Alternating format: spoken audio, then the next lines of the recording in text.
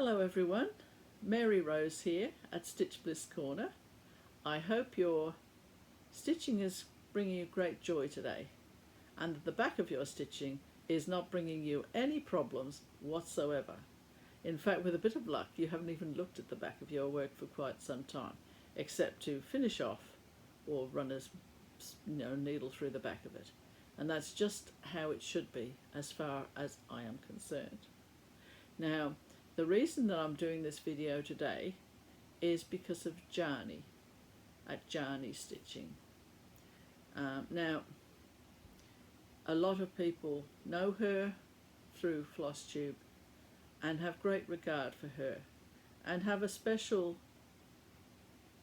place for her in their hearts because that's the sort of person that Yany is. And no one, from what I would imagine, would ever purposely go out to upset her.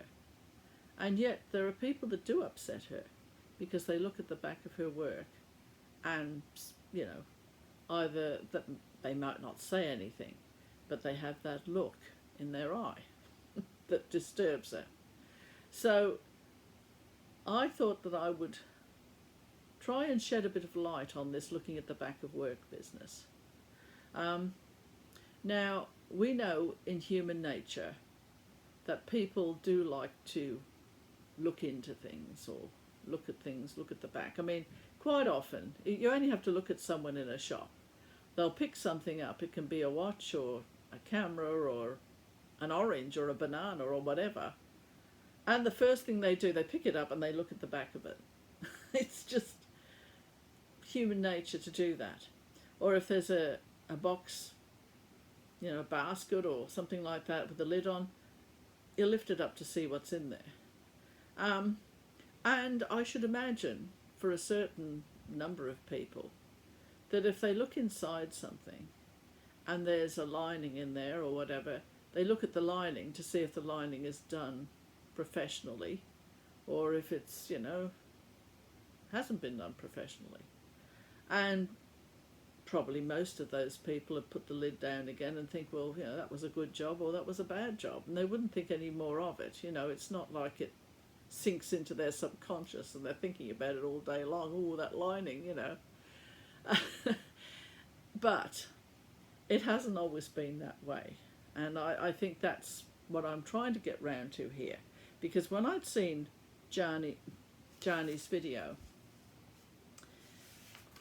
I sat down and wrote out 3 pages of how I felt about it. And I'll go through some of those points, but I've written it in pencil, so it might be a bit hard to see it, and my writing is, you know, when I'm scribbling it out. Anyway, we'll catch up with that in a little while. When I was in high school, and people who have seen some of my previous videos might have already seen this. We used to do, you know, stitching and all that sort of thing. And you had to pick out for your work, I think this was when I was about 16, you had to do some stitching. And this was from a black workbook. And I found, naturally enough, being the way I am, I found the easiest thing I could find in there and slavishly followed the colours and everything else because, you know, at the time I just needed to do it, so I did it. That's what it boils down to. So I did this runner, this table runner. And here it is, and you can see it's discoloured over the years. And really, when I think of all the places that I've lived in my life, everywhere that I've been, somehow or other, this piece of stitching has come along with me. Which is, I mean, you do lose things, don't you? And you wonder where on earth they went. But this piece of stitching has stayed with me. Now, we had to do the edging here in a way that it couldn't be seen on the front, or hardly seen on the front. And of course the back had to look as close to the front as possible. Now I'll just put the front that way so you can see it.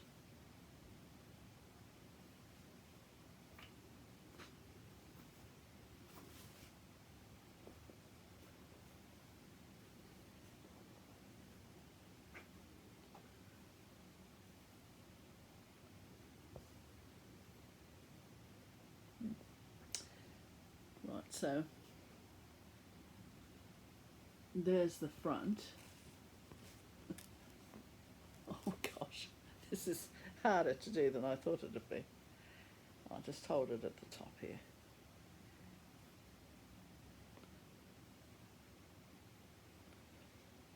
Right, so there's the front, and that's the back. Now, why is it that our teacher decided that the front had to be the same as the back, or close to the back? Now, part of it, I think, was the idea of discipline. You disciplined yourself to do that, to try and make it that way. So it gave you a bit of an eye for detail, if you will.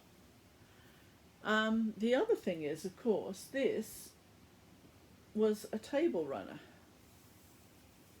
And that teacher would have known full well, along with everyone else, the first thing someone would have done walking into the house, if that was on the table, would be to have a look on the on the other side.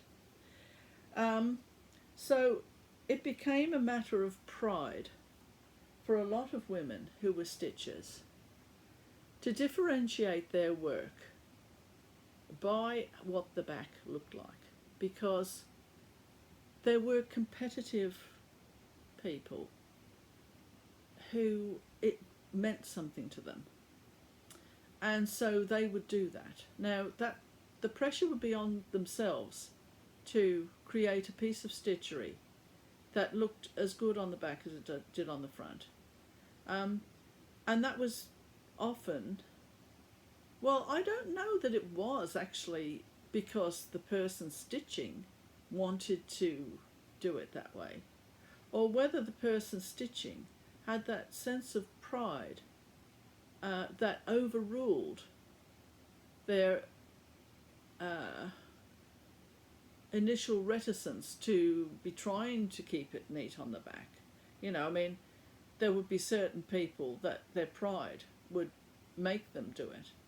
So, you know, where's the joy in it? That's the question I have, because, you know, if you're not stitching for joy, then really you may as well not bother. That's what it boils down to, because why would you stress yourself out? Life is full of stress and bother. So if you're making stitching into a job, then you're not getting any benefit from it. All you're getting is another stressor. So, I mean, if it's in your personality to be like that, if you're someone that is naturally by nature someone who is very precise, well, of course, you're going to be wanting to stitch in perfect stitches for yourself, for your own satisfaction, shall we say.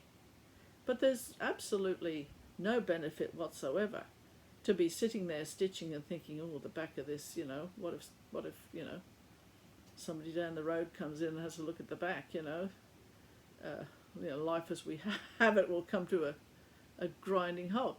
You know, I mean, it's just ridiculous to even think that way. In my view, you know, this is my view, so feel free to disagree with it. But anyway, so Yany inadvertently set me on a course to look at why it is that stitching used to be so much of a look at the back thing, when it's not so much now, which is a good thing. So I had a look at the life that my mother had, just for an example. Now, most women in the 40s and the 50s, 30s, 40s, 50s, They were the nurturers. They were the housewives. They looked after the home. Their job was looking after the home, because you had to keep the clothes clean, you had to prepare food for dinner, because most of it was not pre-packaged. You know, you went down to the corner shop with your basket, and you got your potatoes, you got your peas in pods, your carrots. You know, you might have, because we lived in England, there used to be what they called allotments, where, you know, English towns, quite often, the houses are all joined together in rows. It's just the way it is. And if you wanted a garden, you might not have much garden, but they have places called allotments, and that was a great piece of land that was divided up, and each household, for a small amount of money, could actually have their allotment there, a piece of ground, and they would grow carrots and all that sort of thing to supplement the family dinners and everything. So of course you'd have an abundance of peas, and then you'd have no peas for months. You know, it was a bit like that. Everybody had peas, and I suppose that's where, you know, not peas, but things like apples and different things, they used to get stewed and put in bottles and preserved, pickled onions and things like that, for when there weren't any onions to be had. You had a pantry full of onions, you know, pickled onions in jars. Anyway, so the point is that there was a lot of time required to run a house, because you didn't have any household appliances, or not many anyway. So you'd have to sweep, you'd have to mop, you'd have to, you know, by hand all this. You'd have to wash the clothes, you know, in a boiler. You'd have, like on a Monday, the boiler would get lit, you know, a big copper bowl, and the water would be heated up, and then things would be boiled to within an inch of their lives, and so on and so forth. And then there was a mangle, where you actually, you'd take, I can remember, you get the sheets out of the copper, and of course that was a hazardous event, because the copper would be boiling away there. And my mother had these wooden tongs, and she used to pull the things out. Well, of course it was boiling hot, so then you had to kind of get them into some sort of container where they cooled down a little bit. And then for the sheets, because well, a mangle was like two rollers, and you rolled clothes through to get the excess water out, so they were small. But the sheets were too big for the mangle, to a degree. I mean, I think some determined women could get them through, but if you had two people there, one person would stand at one end and the other person stand at the other end, and each would have a sheet, you know, the end of the sheet, and one would twist that way, you know, clockwise, and at the other end they'd go anti-clockwise, so that it would cause the sheet to go in a kind of a twist, and that would get all the water out of it, and then it would be hung on the line. I'll be able to get a picture of a mangle up here just to show you the mangles, because I mean, you must think I'm speaking in a foreign language here. Mangles.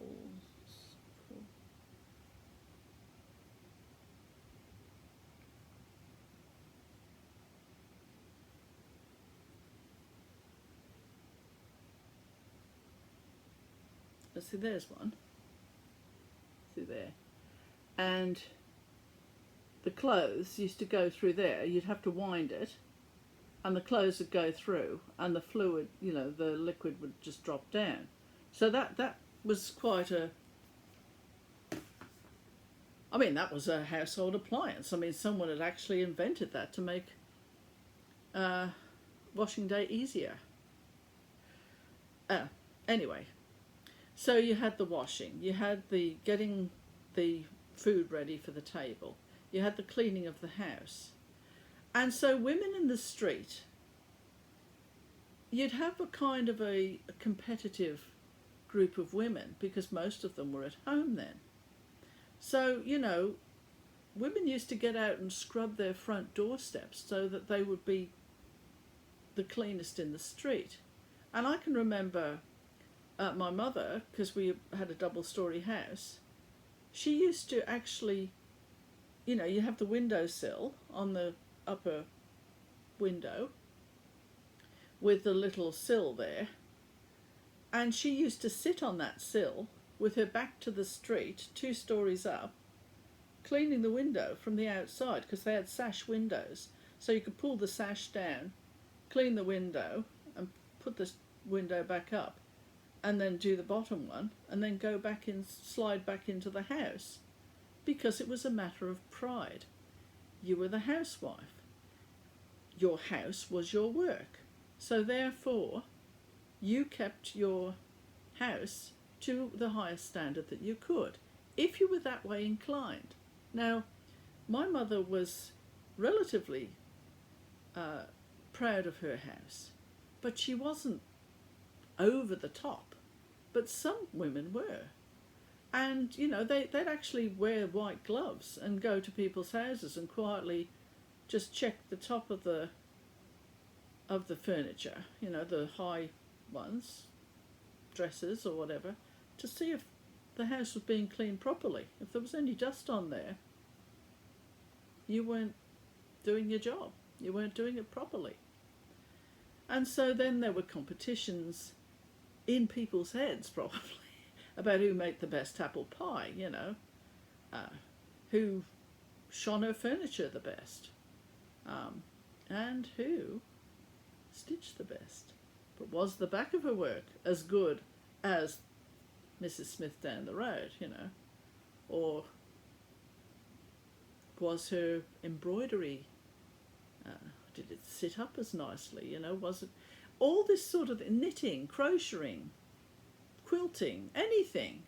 There was a natural competitiveness among certain numbers in the community, and that's just natural. That's just the way society is. There would be no advance in society if there weren't people that were wanting to make something better, wanting to satisfy that inner drive that they have. There's nothing wrong necessarily with it. But I think for a certain number of women in those societies, they must have felt just a little bit inadequate. Just a little bit not quite as good as. Even sisters probably. One sister was better than another at something. So in those particular times, it may well have been important for the back of the work, this is what I'm getting round to look as close as, or as the front. Also, there were items, like this. This isn't, I got this from, a Save the Stitches kind of situation. But now, don't you want to see the back of this? Now, if you're honest with yourself, you do want to see the back of this, don't you? Well, here's the back. I'll satisfy your curiosity. There it is. Now, the thing is, a lot of items did go on the back of chairs and everything. The anti-macassars, which I've talked about before, where the men had the macassar hair oil or Brill cream, which was something that came after the hair oil. And the furniture, quite often the chairs were made out of fabric. So they had to put something on the back of the chair to save the fabric from getting this hair oil in there. And I should imagine that some of that beautiful work, getting oil all over it, goodness knows it might have ended up in the copper. Who knows what happened to it. But anyway, so that was the world. And then the war came. And I'm not going to do the First World War, because I think to a certain degree women did work in munitions factories and everything. But I think the big changes came with World War II. So you went from a situation where it was encouraged for women to stay in the home, to be the nurturers, to look after the children in the house. And then the war came, and the men had to go to war. Men traditionally were the providers, the protectors, the disciplinarians. You know, my mother used to say, I always knew when I'd overstepped the mark, because she'd say, wait till your father gets home. And I'd think, oh. And I would disappear and hope that, you know, by the time I came home, she'd cooled off a bit, which she usually had. But that was, you know, what she used to say. And my father was one of the gentlest men alive, so I don't know what she thought was going to happen, but it was enough for me to think, oh dear. But see, then in those days, basically, children were told, run off and play, go out and play, because if they were in the house, they were going to make a mess. And as I've said before, we do not want a messy house in the 50s, anyway, or the 60s, or the 40s, whatever it was. Anyhow, back to women's roles in the Second World War. So then you had a problem on the home front that food needed to be grown, munitions needed to be made, planes needed to be made, cars needed to be worked on, clothes, you know, everything needed to be done that had previously done by the men. So there was a campaign then for women to take the place of what men were doing. And here is one of the posters. Apply at your nearest national service office. So they didn't want women to go actually into combat, but they wanted women to be auxiliaries, to do the jobs that the men had been doing. Now here's another one, and it says, I'm proud. My husband wants me to do my part. This is an American one, see your U.S. Employment Service War Manpower Commission. And see, there he is. Now, this poster is done particularly well, I think, because it's got the patriotic part in the background. It's got the man with his protective hands on her shoulders, and that little look there that he's got of he's proud of her, but he knows he has to leave her. And at the same time, she's got that look of, I'm going to do this. I'm needed, and I'm going to do it. So there she is. And here's another one. We can do it. And this one, I think, is Rosie, the Riveter. I think this is the one. And she was a great symbol. There was apparently a film made of her and a song written about her. Now this is the Women's Land Army. That was in England as well, and in Australia. Keep the farms going while the men are fighting. Join the Women's Land Army, a vital war job, a healthy, open-air life. So they've tried to put a bit of a positive spin on that. And here she is with the pitchfork. What's happening there? Oh, someone's actually got the cart with the horses there. She's going along.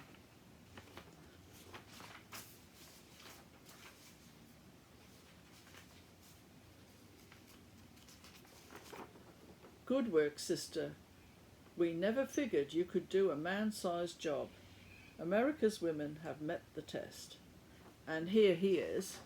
He might have been someone, he looks an older person, and he might have just been a bit too old at that stage for active service.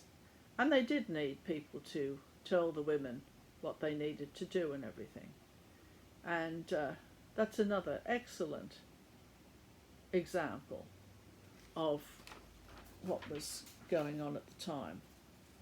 Now, here's Rosie the Riveter. Now, does she look the same as this other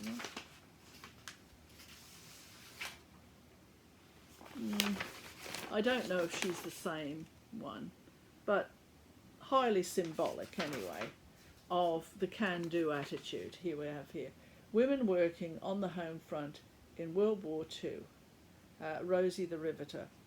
An important contribution and engaging. So this is, let's see, this is written by someone, Penny Colman.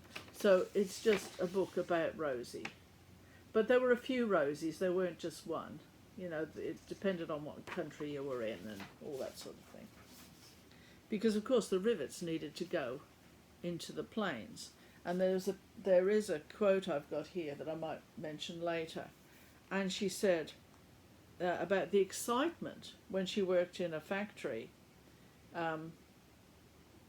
putting together B-12 aeroplanes. That's one of them.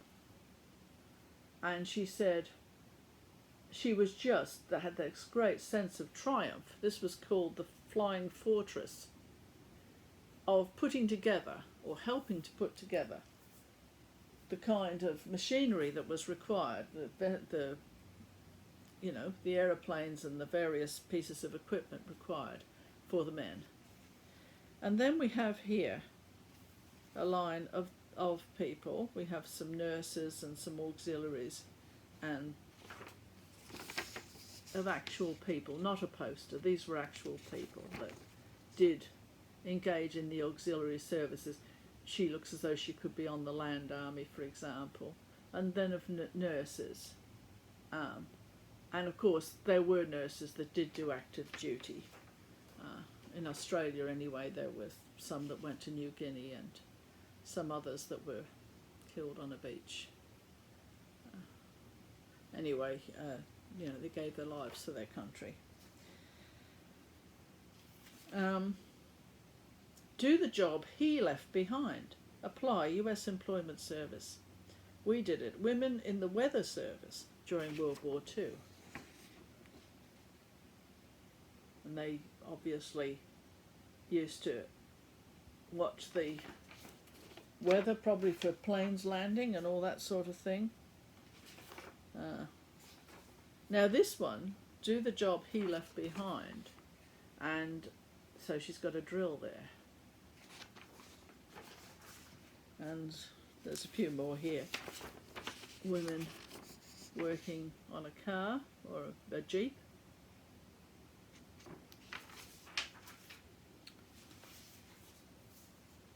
I've got a little bit of information here before we go on to the next part that you'll probably think, I knew there was something coming. Right, well, before the war it was generally expected that a working man was the main provider for his family. So, and that was the family wage. So that was basically the father, you know, used to go out to work and the mother stayed at home, as I mentioned before. Now, the problem was, after the war, what happened? Well, the men that came back from war, and men generally speaking being fairly traditional sort of people, decided that the place the women should be was once again back in the home. Now, there would have been a certain number of women, and I'm sure I would have been one of them, I have to be honest, that would have been more than happy to go back into the home and become a wife and a mother and a stitcher. No problem whatsoever. It wouldn't have bothered me one little bit, because I am a home person. That's just the way I am. I mean, I have worked in my life, but I didn't really like doing it. I'd just like to be at home, but that's just me. Anyway, so there would have been a lot of women that would have been quite happy to do that, and others that wouldn't have been so happy. So the ones that were a little bit more reluctant, there was a campaign then to emphasise the value that they were in the home and looking after the children and being a wife and mother. And so there were pictures like this. And here she is, looking quite glamorous. Got her, yeah, she's got some earrings on, making a beautiful chocolate cake. And is it better than the woman down the road? That's the question. So here we are. The competitiveness will be coming out yet again. Then we have this lady here, very serene, with her young baby, and one of the biggest washing machines I've ever seen. This emphasises that the men were saying, right, you have to go back into the home, but we're making life easier for you in the home. We are inventing, through our brilliance, household appliances that will allow you to dress your baby as though she is going to a gala matinee performance, and you as well going with her, but you've just got time to throw in a few things into the washing machine before you go. See, this gave you time, plenty of time to glam yourself up with your baby, because you have all these modern appliances. And a kitchen to die for. You know, I mean, look at that. And the pot is so shiny, isn't it? And what she got here. See that apron? Is that handmade? And she's got high heel shoes on in the kitchen. So that shows you that they had modern stoves. And of course the big saver was the vacuum cleaner. And here she is making her home, and it does look like a really warm home. A family lives there, and it did give you a great sense of family. So here she is. She got there. I'm just looking to see if there's anything. Oh, I think that's a little bar in the background. It's a little home bar. There's a little keg there with a tap on it. I suppose that's to give the husband a little cocktail when he comes home from a busy day. Speaking of which,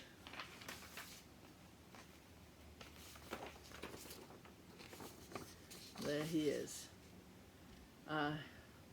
He's just been, I'm wondering there if he's been actually away on a business trip, because the children are rifling through his bag there to see what he's brought home with him. And of course she's in her practical shoes at the stove, and yes, she's got the dinner on. What time is it? Nearly 20 to 6 that he's come home, so it's been a long day for him. And look at how shiny that floor is.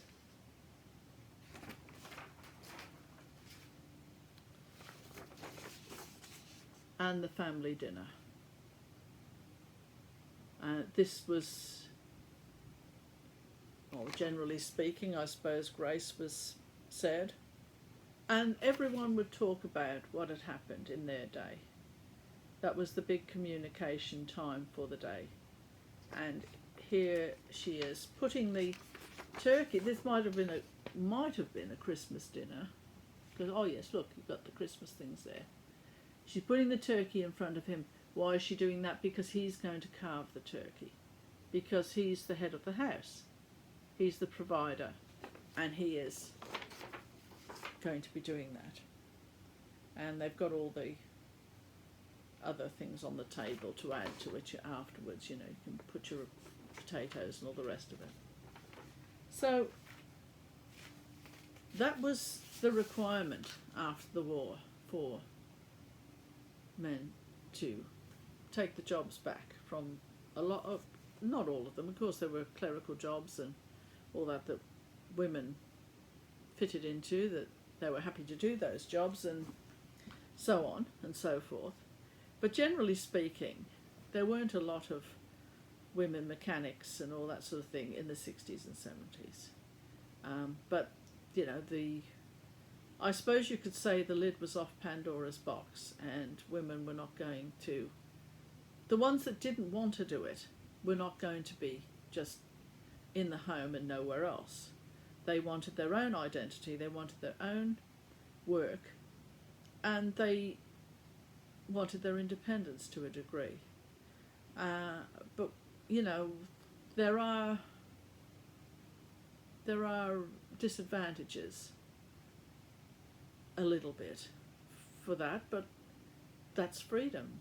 You choose your path. The only problem I've observed is that now, because once upon a time there was the man's wage, the living wage, the family wage, and so everything round it couldn't be too expensive because the economy wouldn't be able to keep going. So once women were working as well, everything went up.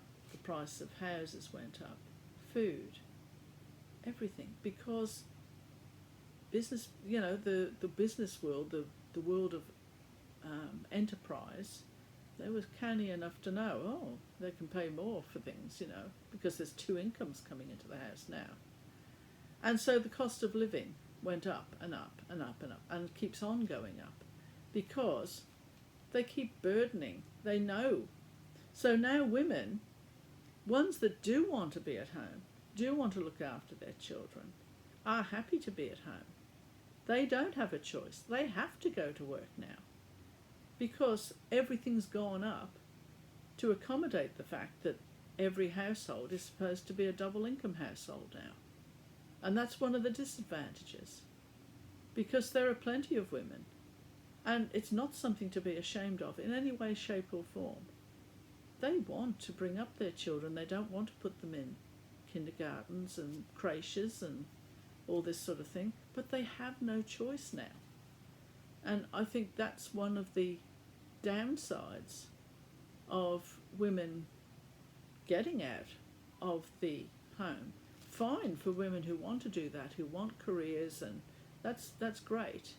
But there are a certain number of women that really don't want to do that, but they have to do it. So that's just an aside anyway.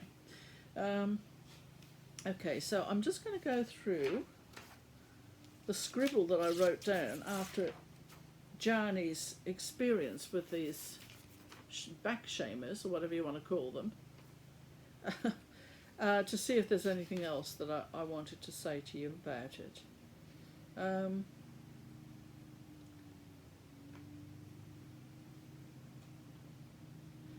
Now, the bacon story. Now, there was a young wife, and she was preparing the breakfast for her husband, her new husband.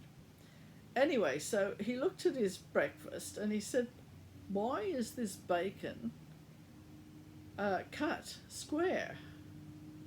And she said, "I always do it that way." She said, "It's the way my mother always do it. It's the way I'm doing it." And he said, "But why?" He said, "It doesn't make any sense to cut the bacon so that it's square." And she said, "But that's just what I do." So anyway, the next time that he saw his mother-in-law, he said to her, "Why do you cut the bacon square? She does that." And she said, "Well, that was because that the only saucepan, frying pan I had was a square one, so it was to fit the bacon into the small square pan." Now, her daughter had never thought to ask her mother why she did that. She just mindlessly thought, "Oh, well, that's what you do. If you're cooking bacon, you have to cut it square." So I think that might be one of the motivations for people looking at the back of anything. It's because that's what everybody does, so you do it as well. So there might be things that you do, maybe things I do, that I do because that's always been done that way, and I haven't thought to look at it in a different way. I mean, it'd be very good to be a lateral thinker. I mean, I am a lateral thinker to a degree, but not overly, because, well, it's not fun to overthink things, is it? So anyway, that was the bacon person. Now, what else have I got here?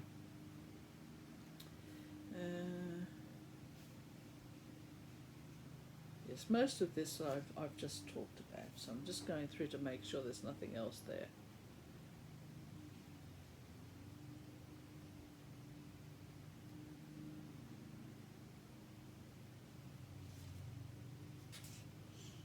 I didn't realise my memory was that good.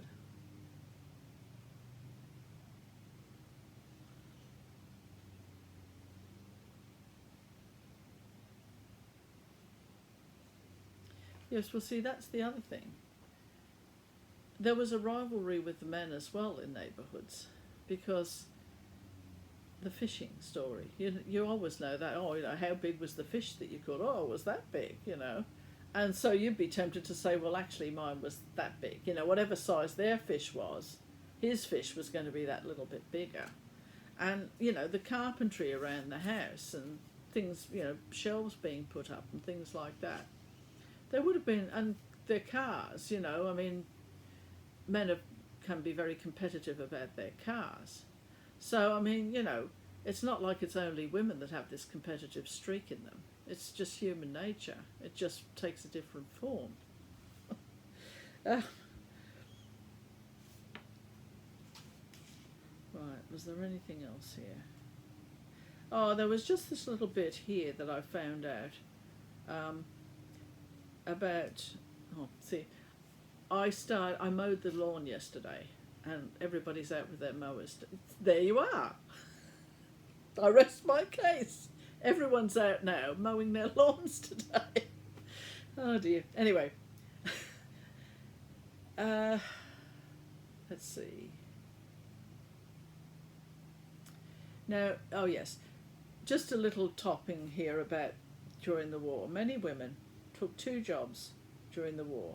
And there were other women that what they did, they lived together and they had opposite shifts so that they could look after each other's children while they went to work. One was there to look after the kids, and then when that person was at work, the other one looked after the kids.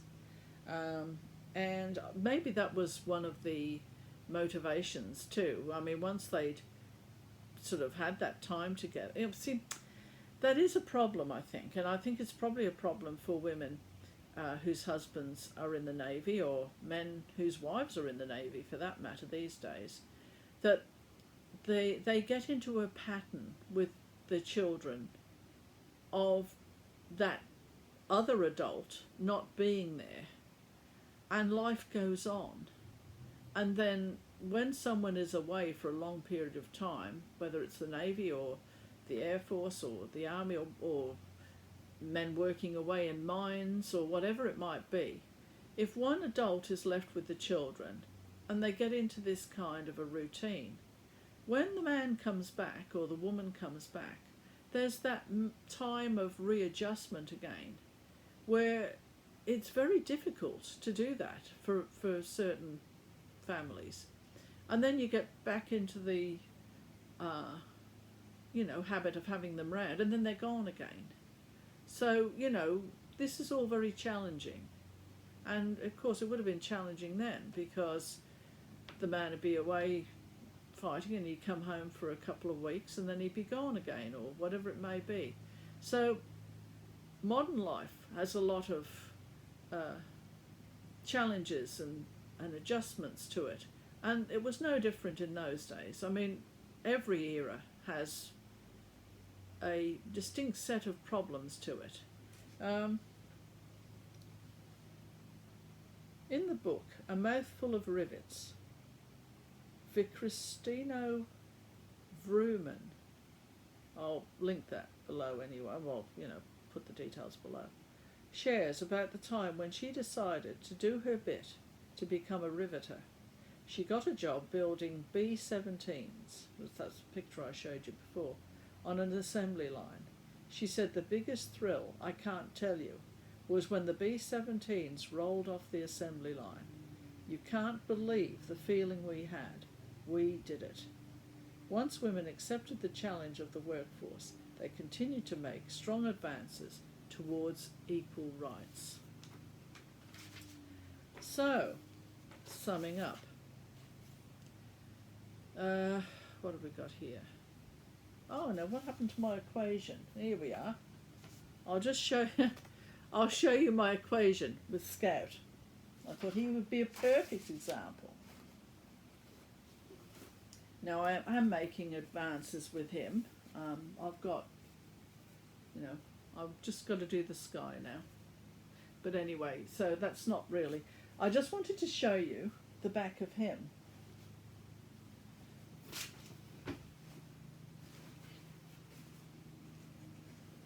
Some would say it's more interesting than the front.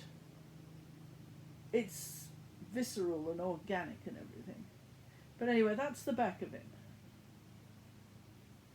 And I have an equation that I wrote out this morning. The Mary Rose equation. Detailed and complex picture on the front. Confetti in vast amounts equals messy back and sanity. Neat back, versus neat back and insanity. Then at the bottom I've got, don't we stitch for the joy and relaxation of it?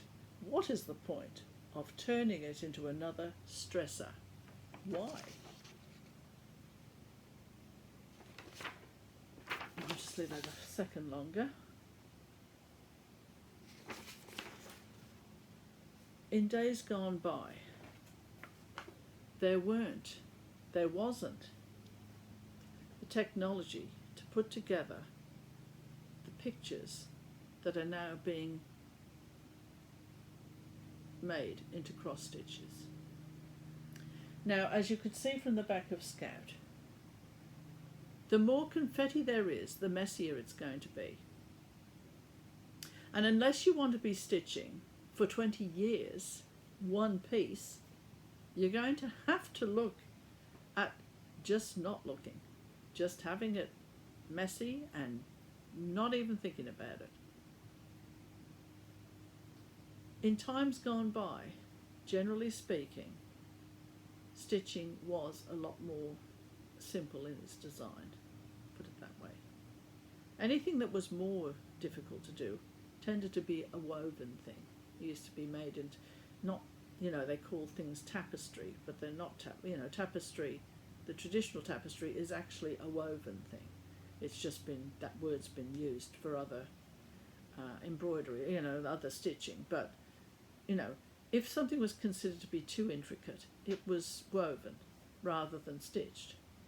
Now we are stitching things that probably in the past times they would have just woven them, put it that way. So, what have I got here? Summing up, the history of the back. Remember, once so many things were handmade, so manufacturing processes tended to make products look perfect. Ironic now that so many people look for something that is not manufactured and not perfect. That's the other thing. If you want a perfect toaster, you go and buy one.